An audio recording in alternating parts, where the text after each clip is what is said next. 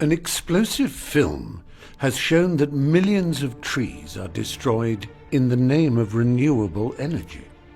It also claims that renewables are as bad as fossil fuels. And this is from environmentalists. It takes an incredible amount of energy to mine and process all of the materials that go into building something like this. You use more fossil fuels to do this than you're getting benefit from it. You would have been better off just burning the fossil fuels in the first place. We'll check the claims and show a much larger cover-up, the hidden reason that the world has failed to reduce carbon emissions and is heading for catastrophe. Scientists warn that the world is on course to warm by over 3 degrees, which would put many major cities underwater. 3 million years ago, when temperatures were last in this range, sea levels were 30 meters higher. Hurricanes will be much stronger, destroying major cities in the US and Asia. Large areas of the world will turn to desert, risking wars over resources. Scientists expect this 3-degree temperature increase will happen even if countries meet their commitments under the Paris Climate Agreement. Only one country has taken steps compatible with the Paris targets. Most of the world has taken insufficient steps, while the US and Russia are rated critically insufficient. Experts point to a hidden problem that is causing this failure and a powerful trick that has forced governments to keep it quiet. But first, let's check those claims about renewable energy. The film shows that millions of trees are being burnt as biofuel, with the US exporting wood around the world. The UK, for example, imports millions of tons of wood pellets. Governments argue that trees can be replaced, but scientists point to a problem. When trees are burnt, they release a lot of CO2. The idea is to absorb it with new trees, but studies show that this would take around 40 to 100 years. Fast-growing pine plantations actually worsen the problem because they hold less carbon than the natural forests they replace. 200 scientists wrote to the EU warning that wood creates more emissions than coal because it's less efficient to process. Professor Lucht said there is nothing green, renewable or environmentally friendly about it. And of course forests could be expanded without first burning them down and accelerating the mass extinction of wildlife. A study found that restoring forests could reduce CO2 as much as removing all the world's cars. The film exaggerates the scale of biomass, but it is a serious problem and the tip of the iceberg. First, let's check the film's claim that all renewables are as damaging as fossil fuels. One of the most dangerous things right now is the illusion that alternative technologies like wind and solar are somehow different from fossil fuels. The film shows how solar cells are often made by melting quartz with coal. You start with a very high quality quartz and a very high quality coal. And then you put those two together into an arc furnace and you melt them. The quartz is then melted with coal in a large furnace at temperatures of up to 1,800 degrees. So you need more coal to do that. So I get another coal out. That's when we melt these together, we get silicon metal and carbon dioxide. And the carbon dioxide just goes off and you got rid of the carbon, you're left with silicon metal. This is not clean coal. Not clean coal. Studies show that renewable energy sources emit up to 50 grams of CO2 per kilowatt hour over their lifetime, compared to around 1,000 grams for coal and 475 for natural gas. Most of the life cycle emissions from fossil fuels are from combustion. Manufacturing solar panels requires a lot of energy, but this is offset within around 2 years of operation. By this point, we might have surprised those who see climate change through a political lens, left or right. Please do check the sources. The film also suggests that solar can't replace coal. But the good news is that wind and solar are rapidly replacing coal in several countries. So why did the film go so far off course? Its wild statements drew attention to the fact that we are failing to tackle climate change. When governments stick a green label on biofuel, they are doing the opposite. And it's part of a much bigger cover-up of the problem and the solution. The film suggests a dramatic cut in consumption, but with billions of people growing wealthier, it's a tall order. Market forces are too strong. But studies show that these forces can be the most powerful solution to climate change. Economists describe the market as failing because it hides the cost of carbon. It's like not paying for rubbish collection, and it makes the atmosphere an open sewer.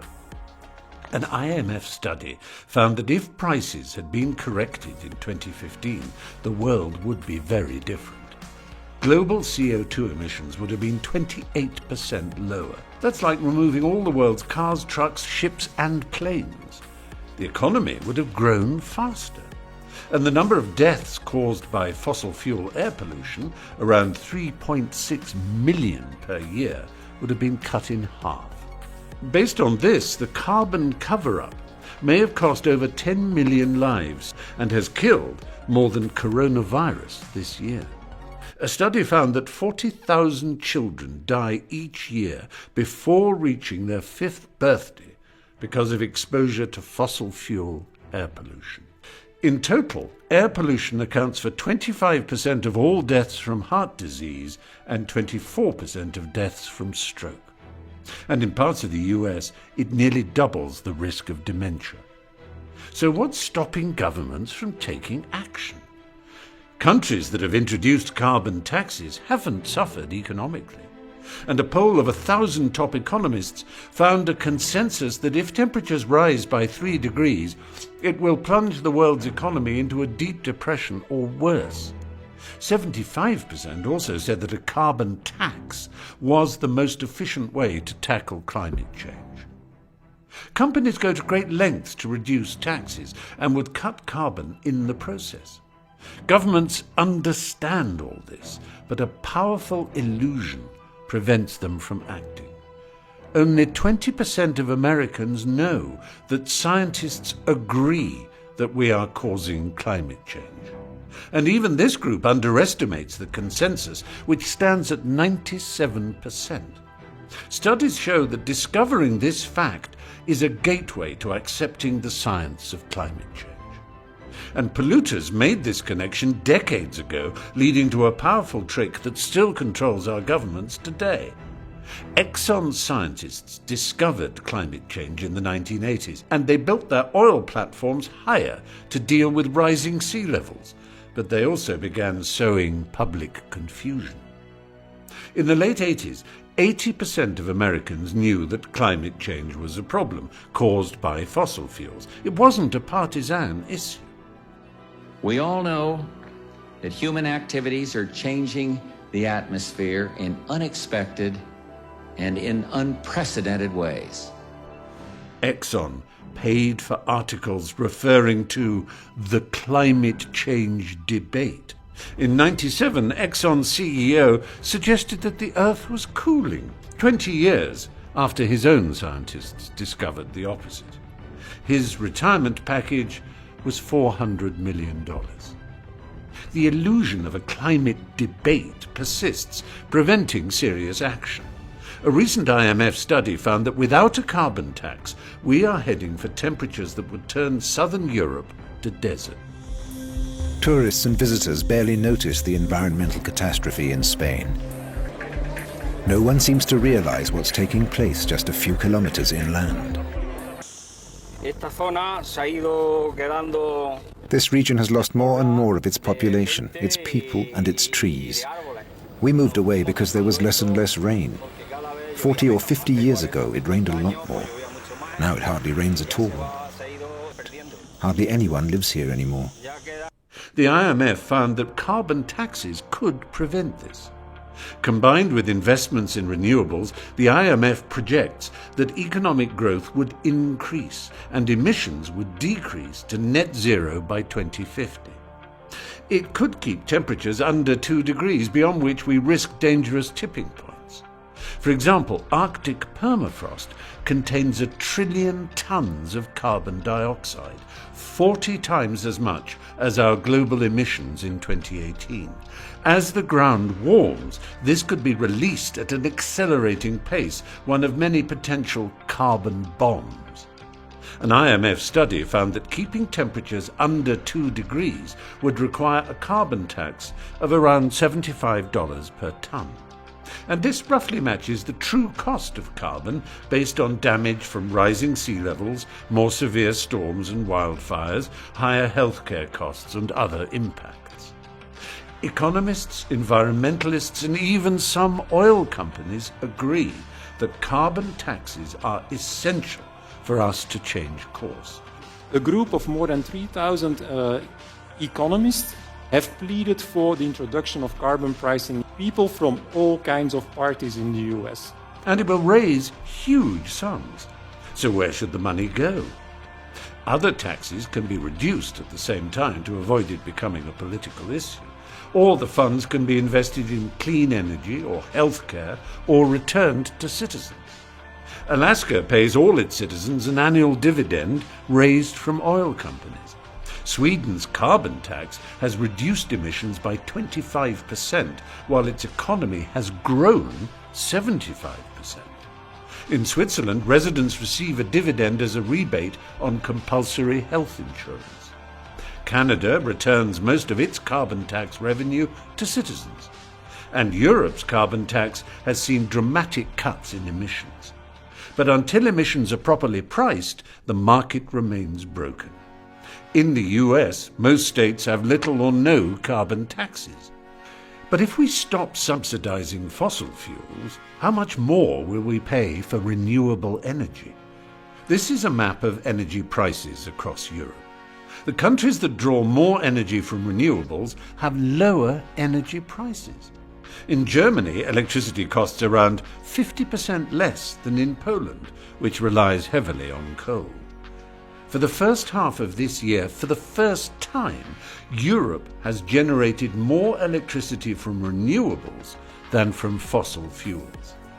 In the US, with minimal carbon taxes, fossil fuels generated more than 62% of electricity last year, and renewables less than 18%.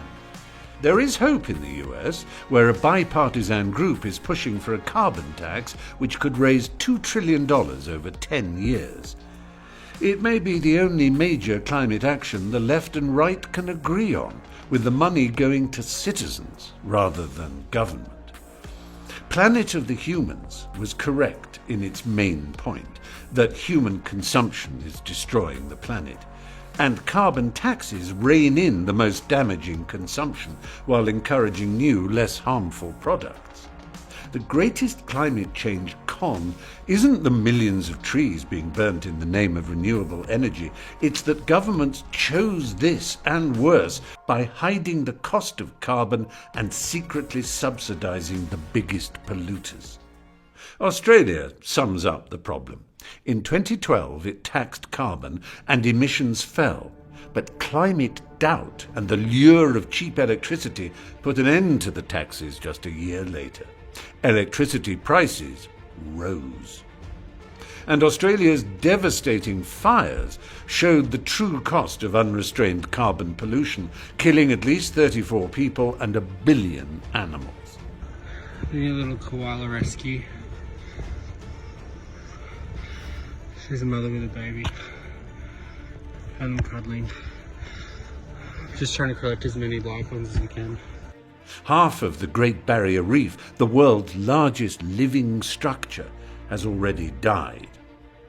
Globally, 19 of the 20 warmest years have all occurred since 2001. Scientists say climate change plays an unequivocal role in California's fires. Storms, droughts and floods are intensifying. We have already lost up to half of all individual animals, and we are all funding this destruction. The IMF found that we subsidize fossil fuel companies by $5 trillion per year. That's more than the US spends on healthcare.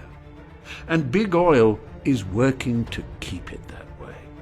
Last year, an Exxon-funded group asked NASA to correct a statement on its website that multiple studies published in peer-reviewed scientific journals show that 97% or more of climate scientists agree on human-caused climate change. The complaint cited old, disproved blog posts. But there is hope. Governments are considering using carbon taxes to drive green economic growth and pull us out of recession. Please leave a comment encouraging your government to act decisively. And if you're wondering what to watch next, the 700 miles per hour Hyperloop is to replace many flights, cancelling their emissions. When will it arrive? And how will the world change when we can commute 200 miles in 20 minutes? You can watch now. The link's in the description.